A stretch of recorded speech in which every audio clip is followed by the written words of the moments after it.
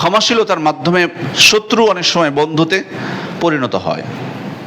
আল্লাহ তাআলা বলছেন ওয়ালা তাস্তাবিল হাসানাতু ওয়ালা সাইয়্যা, ভালো এবং মন্দ কখনো সমান হতে পারে না। ইদফা বিল্লাতি হি আহসান, অতএব ভালো দ্বারা মন্দকে তুমি প্রতিহত করো। ফাইযাল্লাযী বাইনাকা ওয়া বাইনাহু আদাওয়াতুন কাআন্নাহু ওয়ালিয়্যুন হামীম, যদি এটা করতে পারো তাহলে তোমার সাথে যার শত্রুতা আছে সে তোমার কি হবে, খুব অন্তরঙ্গ বন্ধ হয়ে যাবে। যদি ভালো দ্বারা তুমি মন্দকে প্রতিহত করতে পারো, মন্দ আসলো তোমার কাছে, তুমি মন্দ দিয়ে প্রতিহত না করে ভালো দিয়ে প্রতিহত করলা অথবা ক্ষমা করে দিলা, তাহলে আল্লাহ তাআলা বলছেন কি হতে পারে, তোমার সাথে যার শত্রুতা আছে সে তোমার খুবই অন্তরঙ্গ বন্ধুতে পরিণত হবে। কিন্তু এটার জন্য প্রয়োজন কি? আল্লাহ তাআলা বলছেন ওয়া মা ইউলাক্কাহা ইল্লাল্লাযিনা সাবারু, তবে এটা লাভ করতে পারে না তারাই লাভ করতে পারে যারা ধৈর্যশীল, তারাই।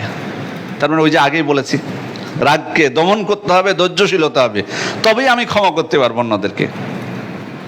ওয়া মা ইউলাক্কাহা ইল্লা যু হাযযিন আযীম, যারা মহাভাগ্যবান তারাই এটা লাভ করতে পারে।